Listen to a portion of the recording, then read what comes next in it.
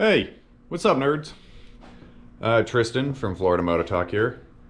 So I'm feeling a little bit better this week. I still have a lingering cough. It's been like 3 or 4 weeks of this crap now, but overall I'm doing a little bit better. So to follow up on the tail end of last week's video, we got the right-hand side rear set and brake lever on here. Gotta try some soapy water to get this grip on there because it's so tight. But this all appears to be working. I haven't test ridden it yet, but everything seems kosher. So today I'm gonna get this thing switched over to GP shift. Maybe put on my new fuel cap or grips. I have a feeling I can't do the brake lever protector because Ducati is Ducati, and instead of having a counterweight or anything here, it's just a pressure fit cap, and I'm assuming I need something bolted on there. So I will look into that, and then I may end up having to buy like some RNG bar ends or something like that to make it all work. Rode the Monster yesterday. Man, that bike's hilarious. I have a exhaust servo eliminator to put on this, but I've spent the last couple months messing with the Monster, and I'm approaching getting back into track season, so I kind of need to focus on the race bike right now. But in big news, Santa brought me a package yesterday, and it is Pitbull trailer restraint systems. So I got 2 to go on the trailer. No idea how these work. Very tempted to put them on today, but I think I'm gonna just do a little bit more on the bike. So I got pins for the Monster and the 749 because after my mechanical failure with the 749 a few months ago, I've decided both bikes are coming with me in the future, just in case one decides to let me down. Plus the Monster's hilarious. I can't wait to get that thing on track. So, and I finally have a rear wheel stand for the Monster. So I can finally like properly lube the chain and stuff like that, and then I can get the wheel off and put my carbon fiber hugger on there and stuff. But again, I'm putting that bike kind of to the side for now. So first, I think I'm gonna keep working on the 749, which should clear up some space on the trailer for me to put the restraint system on there, because I have so many freaking parts flying around right now. Yeah, it's a disaster. So, but first, I have to poop, and then I'll get to it.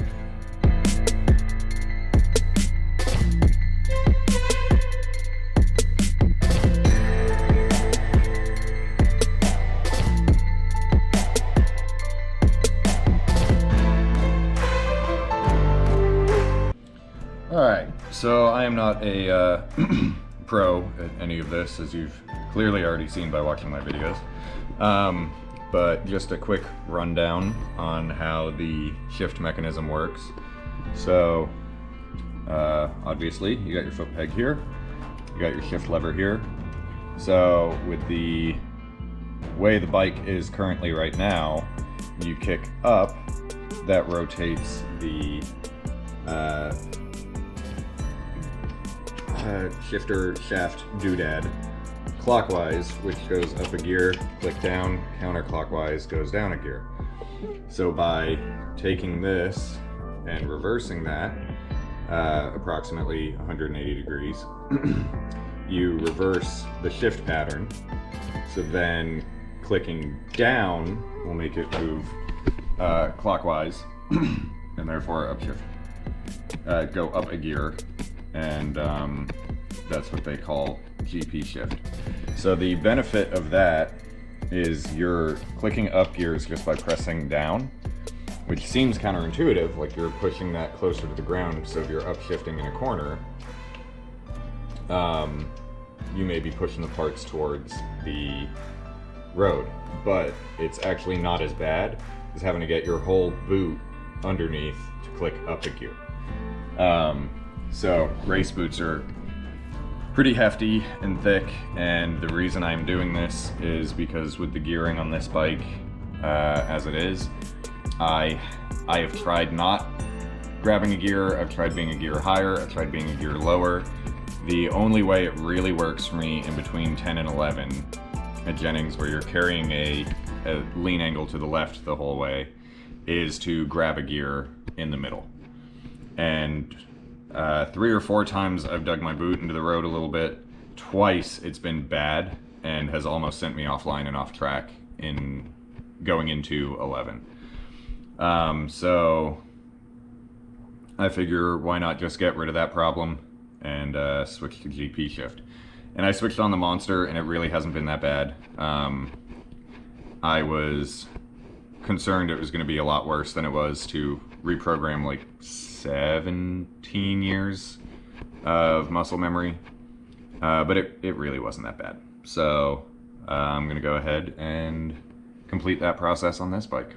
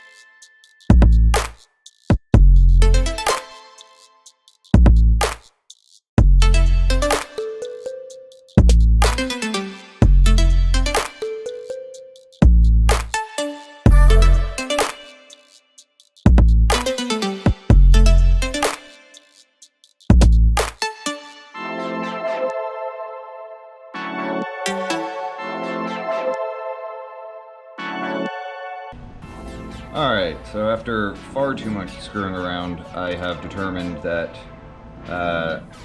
much like the Duca bike rear sets, the Spider rear sets are not as fluid between standard and GP shift as they suggest.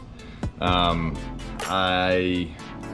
of you may have watched this video and seen something I didn't try that would work, which, if you did, let me know, but I have come to the conclusion that the OEM shift rod just isn't going to work.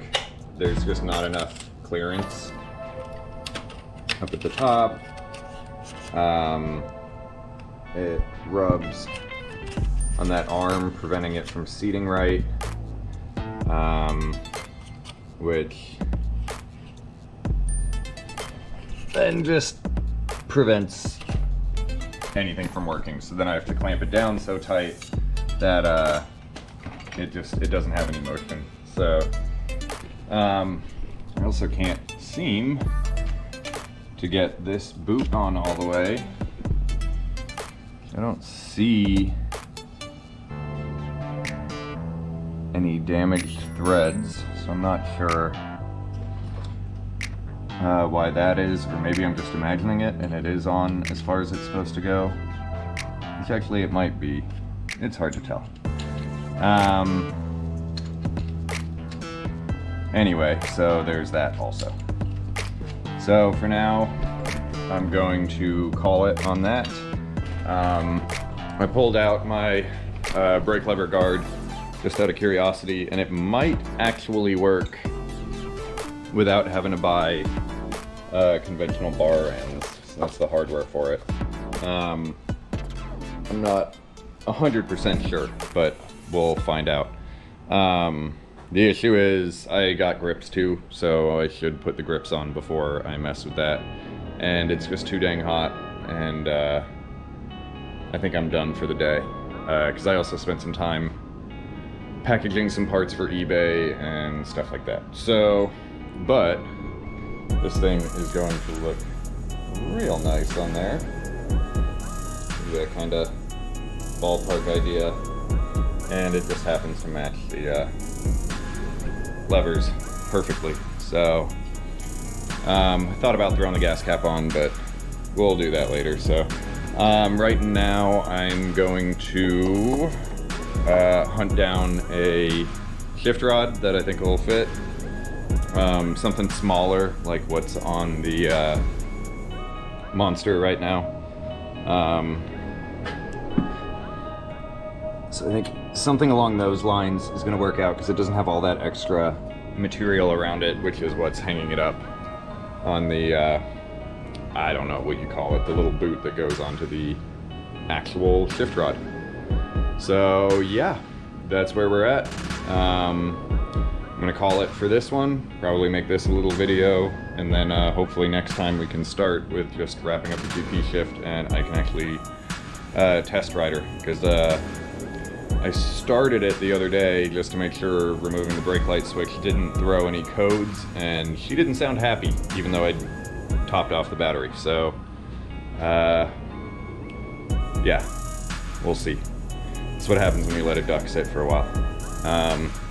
Oh, I have on order some bolts and a rotor for my spare wheel. And then what I am going to do, and some bearings as well, is I'm going to have these, the spare wheel, Cerakoted by our buddies at Knight's Coat Cerakote.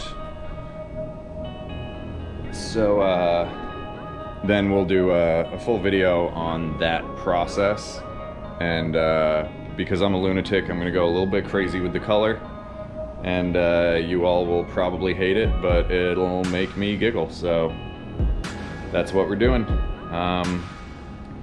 And then I think I've told a couple of you what I plan on doing with the rear shock, but that'll be pretty cool too. That'll look neat with the purple. So yeah, that's where we're at. Hopefully next weekend I actually get 2 days to work on things. I'm not going to go for a ride Sunday morning. I got to change the oil on the Monster and clean it. And then I will dive back into the 749. So if I don't have a shift rod, I'll just start on other stuff. Alright guys, well thanks for watching. Hopefully that wasn't super lame. And I guess this is kind of just a continuation of what it takes to get and keep a 21-year-old Italian superbike on the racetrack.